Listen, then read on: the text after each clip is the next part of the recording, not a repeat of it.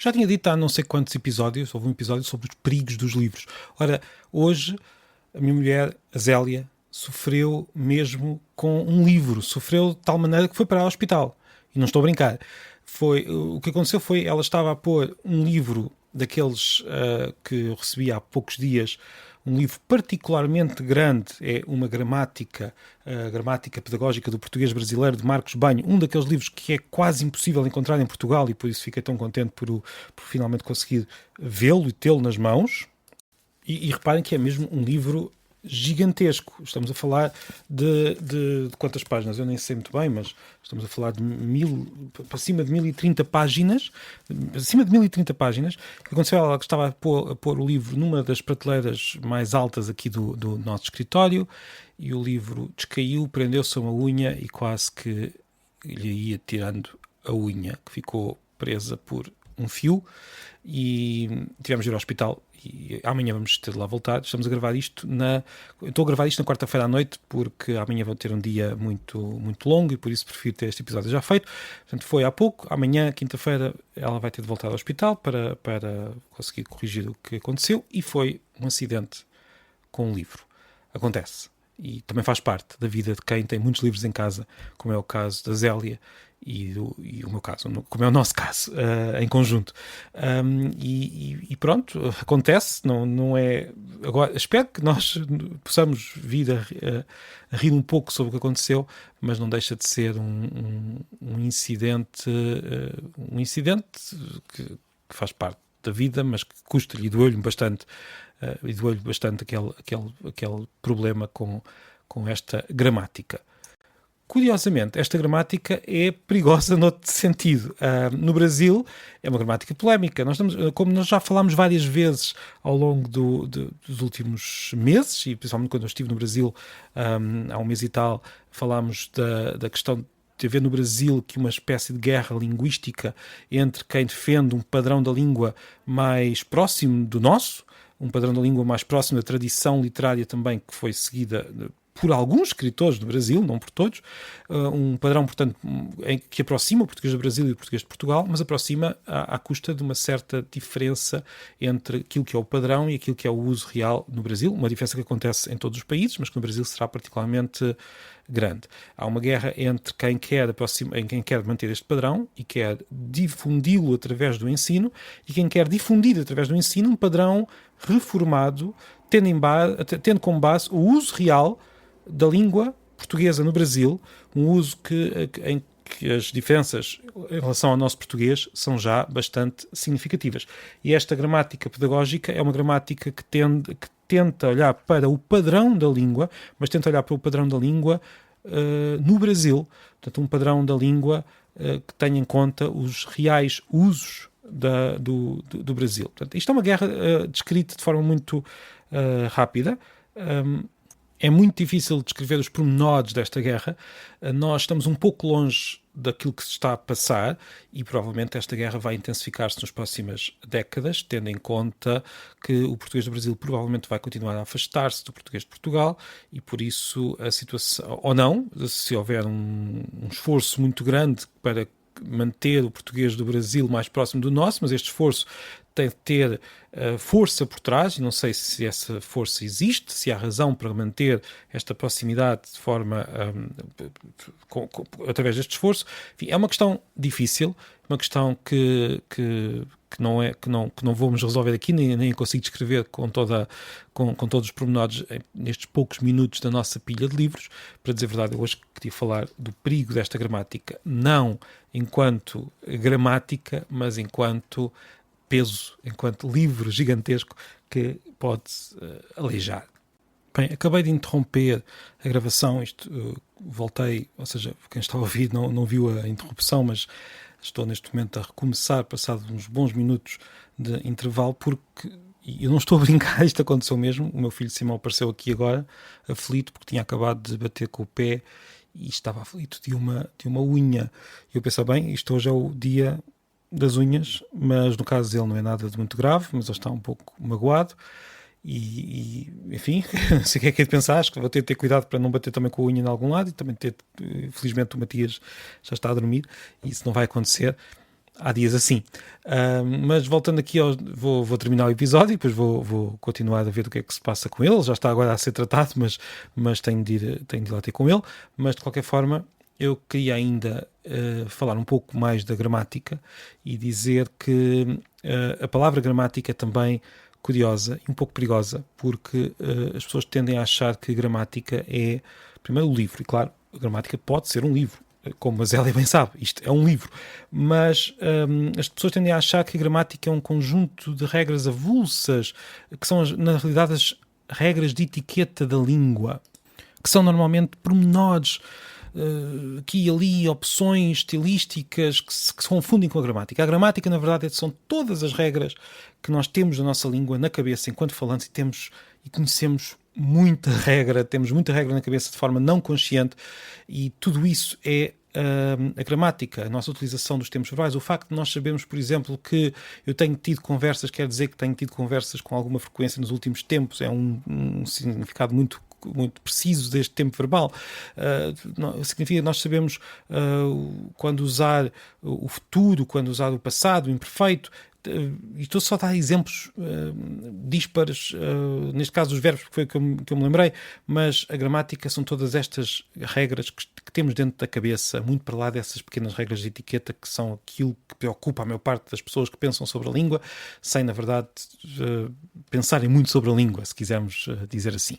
Porque é difícil pensar sobre a língua, porque a língua é algo que nós usamos de forma diária, de forma contínua, e usamos, depois de ter aprendido durante uns anos em que nós estamos a pensar nisso, quando chegamos à escola nós já vimos com a gramática na cabeça, depois começamos a aprender a escrever, aprender a domar a língua dentro das nossas possibilidades, e acabamos por não ter uma consciência daquilo que sabemos e daquilo que é a língua, que na verdade não pode ser constantemente pensada precisamente para poder ser útil. Se eu, cada vez que fosse dizer uma frase, tivesse de pensar em todas as regras que estão por trás, nunca dizia a frase. Tal como também se eu, para conduzir, tivesse de pensar em tudo que está à volta, tudo que está no carro, na maquinaria do carro e nos meus próprios gestos, também não ia conduzir. Portanto, tem de haver aqui um certo cariz inconsciente para que a língua possa servir para nós pensarmos e para nós comunicarmos e para nós transmitirmos o que queremos transmitir, para nós brincarmos no dia a dia. É por isso que é tão difícil pensar, na verdade, sobre a língua. E isso leva a que a língua, por vezes, seja vítima, se quisermos, daquilo que eu posso chamar de terraplanismo linguístico. O que é que eu quero dizer com isto? São ideias completamente ao lado, ideias que não têm nada a ver com o funcionamento da nossa gramática, mas ou com a história da língua. Por exemplo, há terraplanismo quando as pessoas dizem que o português vem do hebraico, ou que o português vem do árabe, enquanto principal fonte da nossa língua, ou que o português vem de outra língua qualquer. Já vi teorias espatafúrdias sobre isto. No que toca à gramática em si, há pessoas que acham que a gramática tem de ser lógica de uma forma muito estrita, de uma lógica universal, que levaria, se fosse assim, a que todas as gramáticas das línguas do mundo se aproximassem umas das outras até haver uma só língua lógica, e iam sendo depuradas até termos a gramática lógica. A gramática permite transmitir o pensamento lógico, tem uma certa lógica, mas não é uma lógica que se possa determinar fora do próprio uso sistemático da língua ao longo dos séculos. Por exemplo, ainda há poucos dias fiz um vídeo sobre como em português a negação pode ser feita com 2 palavras, como também acontece em muitas outras línguas. Nós podemos dizer não há nada, e isto é uma oração que está na negativa. Podemos dizer não há nada, temos não sei quantas palavras a dizer não, e a oração continua a ser só negativa, não andamos ali a somar e a subtrair negações. É assim que as coisas funcionam. Entre orações é que nós podemos ter negativas que se anulam. Por exemplo, não há nada que não me aconteça. Acontece-me de tudo. Eu expliquei isso no vídeo. E tive comentários muito curiosos, e depois tive um destes terraplanistas linguísticos que me queria convencer não só que não há nada é um grande erro, e que é lógico que é um erro, e claro que depois lá para o meio misturavam não sei quantos insultos, como também que nós não podemos usar a terceira pessoa para falar com as outras pessoas. Eu digo o senhor está bem, ou é completamente errado. Segundo esta pessoa, só podemos usar o tu, é a única forma lógica. Tu estás bem, qualquer forma de tratamento com qualquer pessoa é a única forma de, em diálogo, falar com essa pessoa. Era a teoria desta pessoa. Existem várias pessoas com estas ideias, e se calhar todos nós temos ideias malucas noutras áreas. A mim custa-me um pouco ver nesta área que me preocupa em particular, ver pessoas com tanta força a defender teorias completamente absurdas. Também dizia que o imperativo é admitas, não admite ou admita, no imperativo para falar com outra pessoa, para pedir alguma coisa. Também começou a dizer que havia uma conspiração antiga desde os tempos do galego ao português para destruir a linguagem humana, qualquer coisa muito, muito estranha. São estas ideias que por vezes às vezes são divertidas, outras vezes são preocupantes, porque vemos como é tão fácil cair neste tipo de poços mentais em que depois já não conseguimos sair. E depois a forma como este comentador, que não vou estar a identificar porque isto não é uma questão pessoal, é uma questão relacionada com estas ideias que por vezes surgem, a forma de escrever era completamente artificial, porque ele ia limpando todas as imperfeições supostas da língua. Usava muito poucos artigos, pelo que eu percebi, usava formas verbais um pouco artificiais, toda aquela sintaxe era artificial, porque estava a tentar enfiar a língua numa lógica que não é a dela. E eu pergunto, se estas pessoas de facto têm tanta vontade de criar uma língua artificial muito afastada de toda a utilização real da língua, porque é que não inventam uma língua nova, lógica, uma língua limpa? Usem o Esperanto, por exemplo, é bastante mais lógico e limpo, ou até algumas línguas crioulas têm uma gramática muito limpa porque passaram por um processo que podemos falar daqui a uns tempos e têm ali uma gramática muito regular. Portanto, se querem uma língua completamente limpa, inventem essa língua, ou procurem outra língua, porque de facto o português tem todas estas características que são elas próprias o português, a gramática do português. E não é só o português, claro. Todas as línguas têm características gramaticais próprias e por isso é que são línguas diferentes. Nós fazemos a negativa de uma maneira, os ingleses fazem de outra e por aí fora. A gramática é feita destas opções inconscientes que os falantes vão tomando e que se tornam hábitos.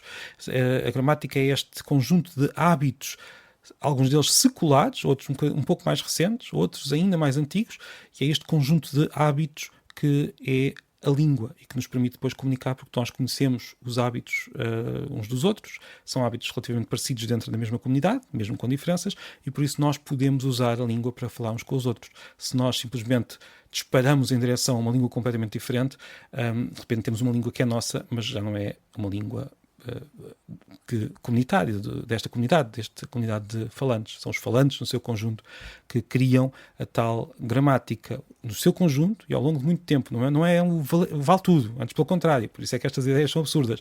Não vale tudo. Vale aquilo que os falantes vão mantendo enquanto hábito sistemático ao longo do tempo. E pronto, já estou a falar muito porque isto é um daqueles temas que eu gosto muito e por isso acabo por falar mais, se calhar, do que devia. Já vamos com um episódio relativamente grande e já vamos com um episódio filmado, por isso estamos nesta nova fase da pilha de livros em vídeo. Algumas pessoas dizem que preferem continuar só a ouvir o áudio. Ótimo, eu também. Se for no carro, é claro que vou só ouvir o áudio de um podcast, não deste, mas de outros.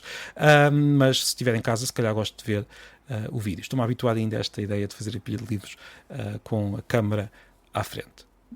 Por hoje é tudo. Bom fim de semana e até breve. Esperem, esqueci-me de lembrar que amanhã, sábado, dia 18, às 4, em Peniche, no Edifício Cultural da Câmara Municipal de Peniche, vamos ter a apresentação do projeto de Peniche Ilha do Tesouro, que é um livro. O livro ainda não vai estar lá, mas vamos ter uma pré-venda e vamos apresentar. Vai haver surpresas, vamos falar e vamos apresentar este projeto e será uma oportunidade de conversarmos. Portanto, espero que possam ir, se não podem acompanhar. Podem acompanhar de forma, portanto, à distância pela página do projeto ilhadotesouro.pt.